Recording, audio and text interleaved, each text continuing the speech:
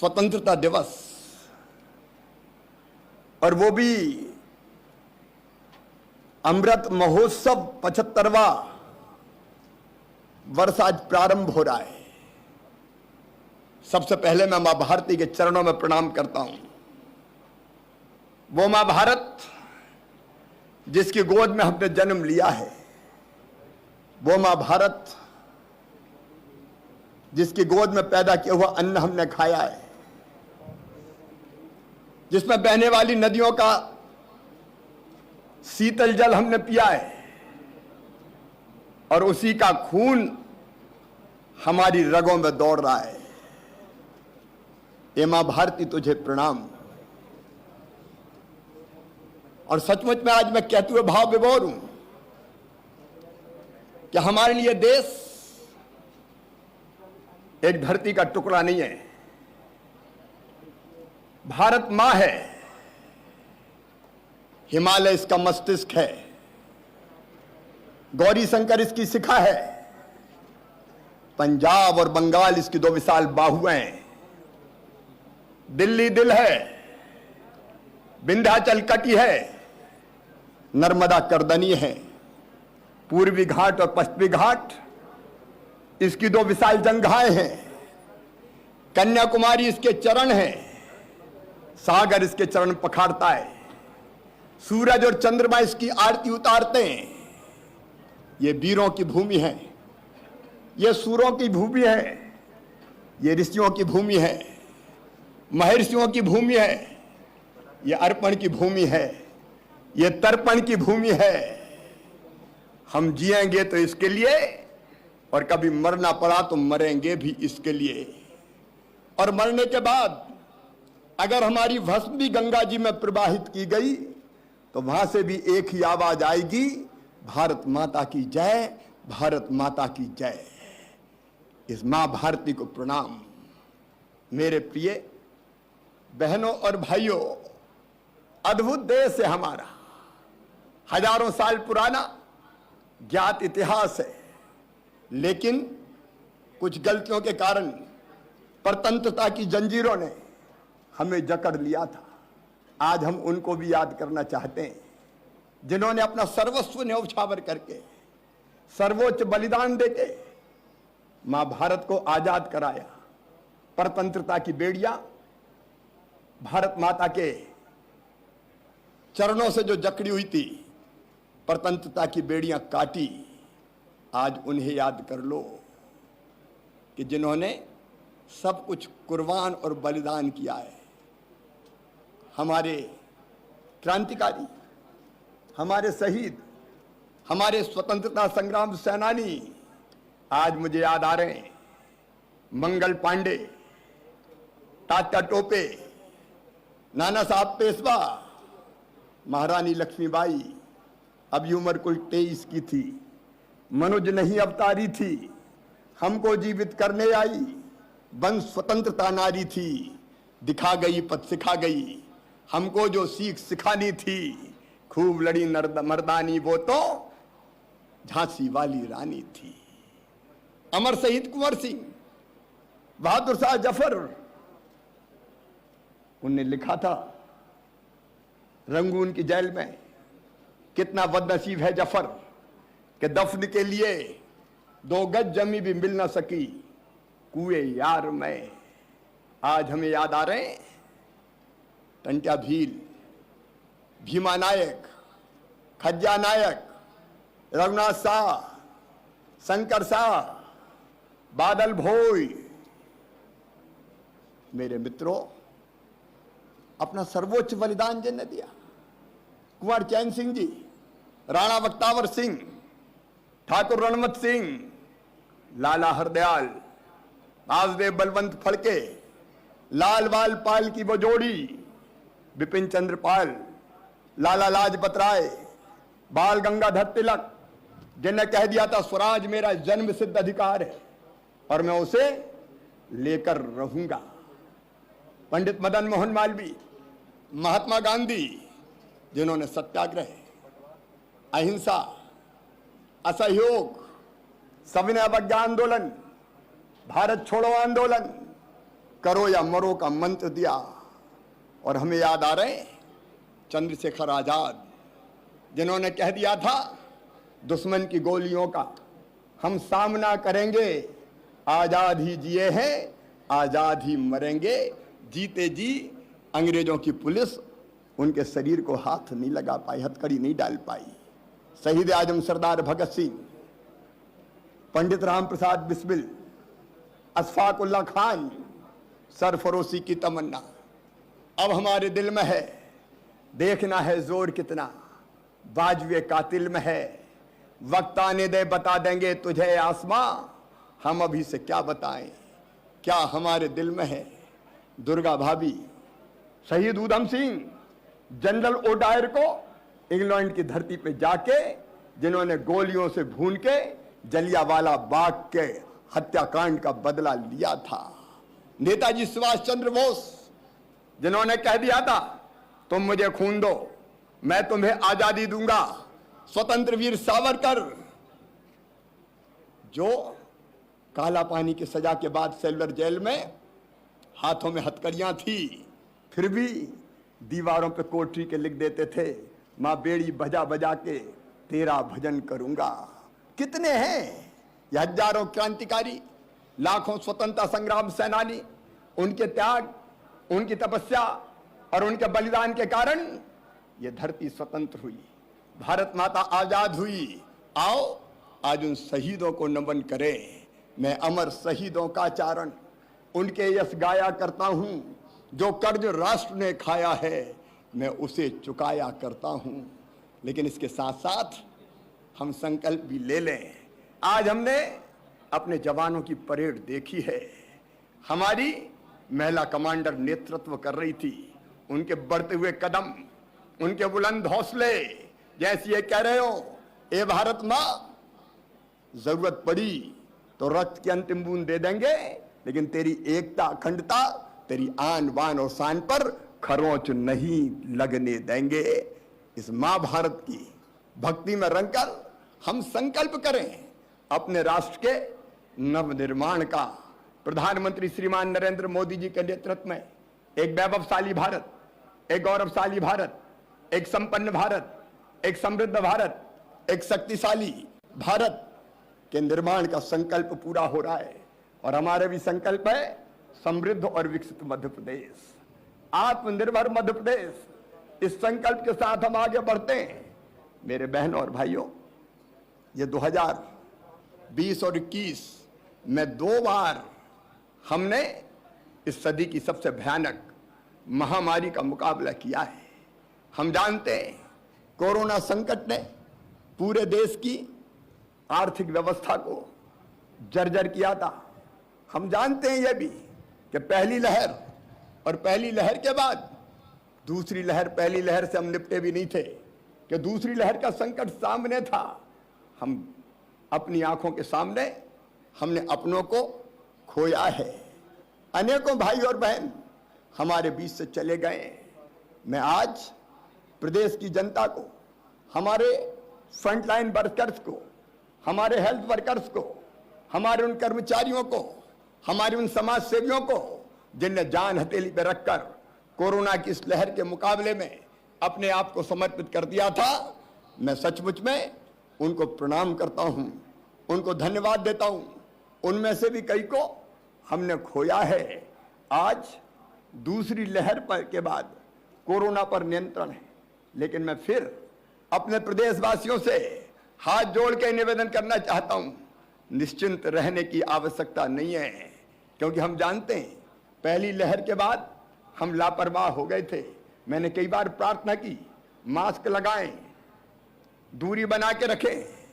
भोपाल की सड़कों पे मैं मास्क लगाने उतरा था, अनाउंस भी हमने किया, स्वास्थ्य आग्रह भी किया, दुकानों पे गोले भी बनाए, लेकिन थोड़े लापरवाह हम हो गए। उसके कारण भयानक दूसरी लहर का हमको मुकाबला का सामना करना पड़ा। अब तीसरी लहर ना आए, इसके लिए हमको संकल्पबद्ध होना है।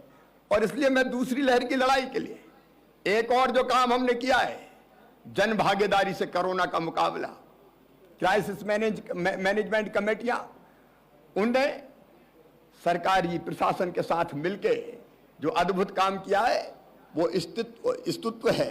अभी हमने क्राइसिस मैनेजमेंट कमेटियां समाप्त नहीं की। कोरोना की तीसरी लहर के मुकाबले के लिए हमारी रणनीति है खूब टेस्ट करो। हम रोज 75-80 हजार टेस्ट कर रहे हैं। पॉजिटिव अभी भी आ रहे हैं, रोज आ रहे हैं, कभी कम आते हैं, कभी ज्यादा आते हैं। टेस्ट करो, पॉजिटिव मिल जाए तो आइसोलेट करो, उनका इलाज करो, ट्रीट करो, और उसके साथ साथ फिर वैक्सीनेशन का महान अभियान, वैक्सीनेशन का बड़ा अभियान हम चला रहे हैं। मुझे कहते हुए प्रसन्नता है 3,75,00,000 बहनों और भाइयों को टीके का पहला डोज लगाया जा चुका है। दूसरा डोज लगाने की भी कार्रवाई निरंतर जारी है। हमारा संकल्प है, हमारा प्रयत्न है कि दिसंबर के अंत तक हम अपनी पूरी जनसंख्या का टीकाकरण कर दें, क्योंकि ये केवल टीका नहीं है, जिंदगी का डोज है। ये हमारे प्राणों की रक्षा करेगा। और इसलिए मैं सभी बहनों और भाइयों से अपील करना चाहता हूं, जिनको टीका नहीं लगा हो वो टीके का डोज जरूर लगवाए। जिनको पहला लग गया हो वो दूसरा भी जरूर लगवाए। तीसरी लहर का मुकाबला हमको हर हालत में करना है, और उसके लिए हम अपने अस्पतालों को, चाहे ऑक्सीजन बेड हो, आईसीयू बेड हो, बच्चों के वार्ड हो, ऑक्सीजन प्लांट हो, युद्ध स्तर पर व्यवस्थाएं करने का हम प्रयास कर रहे हैं। इस साल उत्तरी मध्य प्रदेश बाढ़ की विभीषिका से भी जूझा है।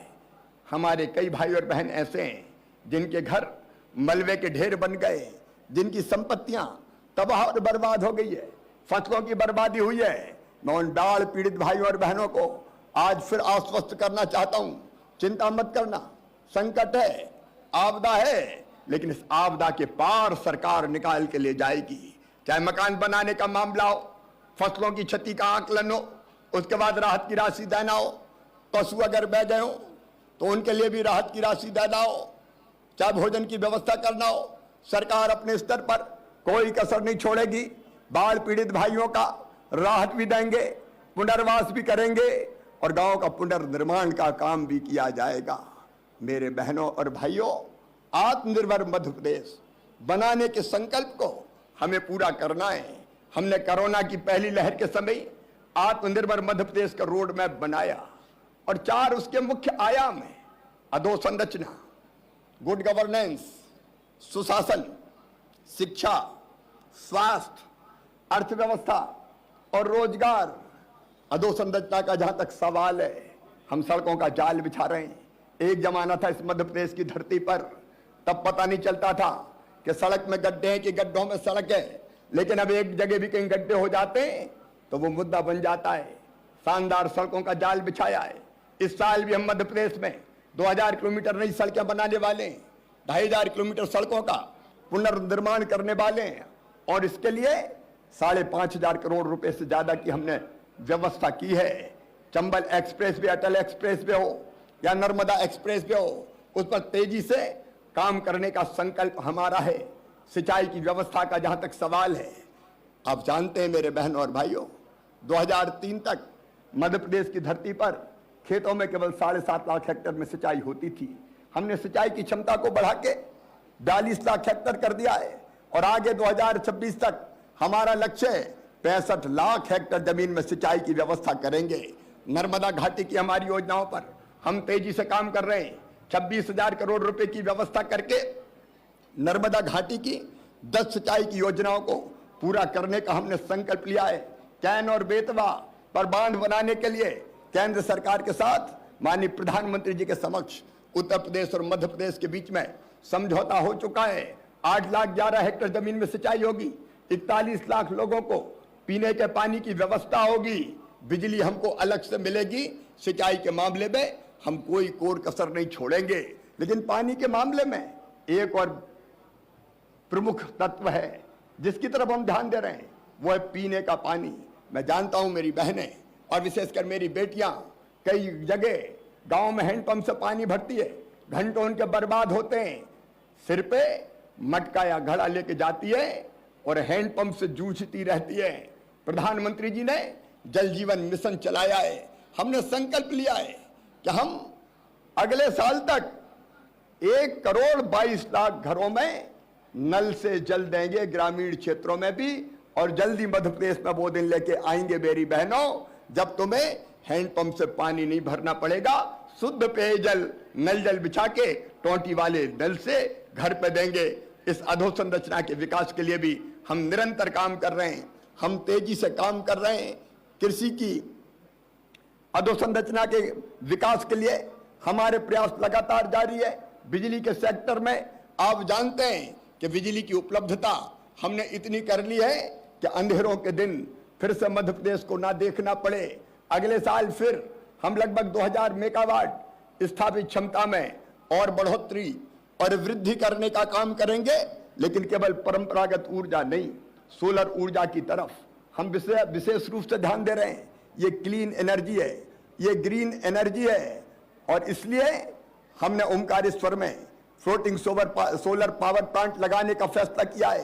प्रदेश के अलग अलग हिस्सों में सोलर पावर प्लांट लगाए जा रहे हैं। इस साल हमने ये संकल्प लिया है कि हमारी आंगनवाड़ी के भवन हो और चाहे हमारी स्कूल की बिल्डिंग्स हो, सबको हम सोलर लाइट से सुसज्जित करके वहां बिजली की व्यवस्था करेंगे।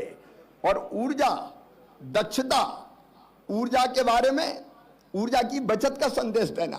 देखो, ऊर्जा की बचत भी बिजली का उत्पादन बढ़ाने का काम है। फालतू बिजली क्यों जाए, एक यूनिट बिजली भी बर्बाद क्यों। ऊर्जा दक्षता यह हमारा संकल्प है इस समय, और इसलिए मैं आपको भी अपील करना चाहता हूं, बिजली व्यर्थ ना जाए, इसका भी संकल्प लें। आखिर ग्लोबल वार्मिंग से भी हमें दुनिया को बचाना है, जलवायु परिवर्तन के खतरों का मुकाबला करना है। आप जानते हैं अच्छी तरह कि आज जलवायु परिवर्तन के कारण कई बार ग्लोबल वार्मिंग और कई बार ग्लोबल कूलिंग भी हो जाती है। अब अपने प्रदेश में एक हिस्सा बाढ़ से ग्रसित है तो दूसरा खरगोन और बड़वानी सूखे से पीड़ित है, और इसलिए हमको जलवायु परिवर्तन के खतरों का मुकाबला करना पड़ेगा। और इसके लिए मैं आप सबसे अपील करता हूं, ऊर्जा दक्षता, सोलर एनर्जी, इन तरीकों पर तो हम जाएंगे ही, लेकिन मैं रोज एक पेड़ लगाता हूं मेरे बहनों और भाइयों। मैं आपसे भावुक अपील करता हूं, विनम्रता पूर्वक अपील करता हूं कि रोज नहीं तो एक साल में एक पेड़ जरूर लगाना। अंकुर अभियान हमने चलाया है, उस अंकुर अभियान में लाखों लोगों ने अपना रजिस्ट्रेशन करवाया है। आप भी पेड़ लगाओ, फोटो अपलोड करो, जब 1 महीने का पेड़ हो जाए फिर फोटो अपलोड करो। आखिर आने वाली पीढ़ियों के लिए सुरक्षित धरती छोड़ के हमें जाना है, और इसलिए हमको जलवायु परिवर्तन के खतरों का भी निश्चित तौर पर मुकाबला करना होगा। मैं कहना चाहता हूं मेरे बहनों और भाइयों, एग्रो इंफ्रा फंड प्रधानमंत्री जी ने जो बनाया था, उसका इस्तेमाल करने में मध्य प्रदेश देश में नंबर 1 के स्थान पर है। हम कृषि की अधोसंरचना के विकास में कोई कसर नहीं छोड़ेंगे। शिक्षा और स्वास्थ्य 2 प्रमुख आयाम हैं जिसके बारे में सरकार पूरी तन्मयता के साथ काम कर रही है। शिक्षा का उद्देश्य है ज्ञान देना, कौशल देना, नागरिकता के संस्कार देना। स्वामी शंकराचार्य जी महाराज कहते थे, सा विद्या या विमुक्तये। स्वामी विवेकानंद कहते थे, शिक्षा वो है जो मनुष्य को मनुष्य बना दे। और नई शिक्षा नीति जो प्रधानमंत्री जी के नेतृत्व में लाई गई है, उस पर अमल करने के लिए ज्ञान, कौशल और संस्कारों की शिक्षा देने के लिए हमने सीएम राइज स्कूल खोलने का भी फैसला किया है। हमारे पूरे प्रदेश में सीएम राइज स्कूल एक अलग मॉडल बनेंगे। हम बच्चों की नैसर्गिक प्रतिभा को कुंठित नहीं होने देंगे। नैसर्गिक टैलेंट, जो स्वाभाविक टैलेंट है, उसका प्रकटीकरण होना चाहिए, और इसलिए यह सीएम राइज स्कूल खोलने का हमने संकल्प लिया है। स्वास्थ्य के क्षेत्र में निरंतर हमारे प्रयास जारी है। 13 नए मेडिकल कॉलेज खोले जा रहे हैं। डॉक्टर्स की कमी की भी हम पूर्ति करेंगे। पैरामेडिकल स्टाफ और नर्सिंग स्टाफ से लेके आधुनिक उपकरणों तक की व्यवस्था में लगातार सरकार लगी है, उसका प्रयत्न हम कर रहे हैं। अर्थव्यवस्था और रोजगार, उसके अर्थव्यवस्था के पुनर्जागरण के लिए मुझे स्वीकार करने में हिचक नहीं है कि कोरोना की दोनों लहरों ने हमारी अर्थव्यवस्था को गंभीर नुकसान पहुंचाया है। हम फिर से खड़ा होने की कोशिश कर रहे हैं। अपेक्षित निवेश आ रहा है, धीरे धीरे अर्थव्यवस्था पटरी पर आ रही है। और हमारा संकल्प है नौजवानों के लिए रोजगार के अवसरों का सृजन। और इसलिए हमने तय किया है सरकारी क्षेत्रों, गैर सरकारी क्षेत्रों, निर्माण के क्षेत्रों, अधोसंरचना के निर्माण के क्षेत्रों, हमारी कोशिश होगी कि 1 लाख रोजगार के अवसर हम मध्य प्रदेश की धरती पर अपने नौजवानों को हर महीने पैदा करके दें, ताकि उनको काम धंधा और रोजगार मिल सके। सुशासन हमारा प्रमुख सूत्र है। गुड गवर्नेंस के माध्यम से अंतिम व्यक्ति तक ठीक ढंग से सुविधाओं का लाभ मिले, उसके लिए जन भागीदारी का मॉडल मध्य प्रदेश अपनाएगा। ये crisis management group, Deendayal Antyodaya समिति हम बना रहे हैं। योजनाओं का लाभ जनता के साथ मिलके, जनता के लिए योजनाएं, जनता के लिए, जनता के द्वारा, अकेली प्रशासन की टीम नहीं, जनता मिल के इन योजनाओं का लाभ देगी, मॉनिटरिंग भी हो जाएगी और आम आदमी तक लाभ मिलना भी निश्चित तौर पर सुनिश्चित होगा। अधोसंरचना के साथ साथ एक बात और मैं कहना चाहता हूं, अर्थव्यवस्था आगे बढ़े लेकिन विकास समावेशी होना चाहिए। समावेशी विकास, विकास का प्रकाश जब तक गरीब की जिंदगी में नहीं आता, जब तक आम इंसान की जिंदगी में नहीं आता, तब तक वो विकास सचमुच में बेमानी है। और इसलिए जब मैं समावेशी विकास की बात करता हूं तो सबसे पहले गरीब की चिंता हमको करनी पड़ेगी। रोटी, कपड़ा, मकान, पढ़ाई लिखाई, दवाई का इंतजाम, ये गरीब का प्रमुख विषय है। और इसलिए जब हम सस्ता राशन देते हैं तो कोई ये ना सोचे कि हम गरीब को फ्री में बांट रहे हैं, उसका हक हमें दे रहे हैं। आखिर ये धरती, ये संसाधन, ये खनिज, ये जंगल, ये खेत, ये खदानें कुछ लोगों की बपौती नहीं है, ये सबके लिए है। लेकिन सबके पास नहीं है, तो जिनके पास है वो इनसे धन कमाते हैं। जो धन कमाते हैं उनसे हम टैक्स लेते हैं, और जो खाली हाथ है उनको हम सस्ता बांटते हैं। ये सामाजिक न्याय भी है। गरीब की चिंता, मुझे कहते हुए प्रसन्नता है, प्रधानमंत्री जी के नेतृत्व में सबको पक्का मकान मिले, इसके लिए अभियान चल रहा है। मध्य प्रदेश में भी हमारा संकल्प है हर गरीब को पक्की छत मिल जाए, इसका इंतजाम कर देना। बच्चों की पढ़ाई, मैं आज भावुकता के साथ कहना चाहता हूं, और मध्य प्रदेश के बेटे बेटियों को, अपने भांजे भांजियों को आश्वस्त करना चाहता हूं, बेटा बेटियों, भले तुम गरीब घर में पैदा हुए हो लेकिन ढंग से अपनी पढ़ाई पूरी करो। अगर तुम मेधावी हो तो मैं तुम्हें वचन देता हूं, तुम्हारी पढ़ाई में पैसे को कभी आड़े नहीं आने दूंगा। चाहे मेडिकल की शिक्षा हो, चाहे इंजीनियरिंग की टेक्निकल शिक्षा हो, कोई भी शिक्षा हो, हम अपने बच्चों के पढ़ाई की पूरी व्यवस्था करेंगे। प्रतिभा को किसी भी कीमत पर कुंठित नहीं होने देंगे।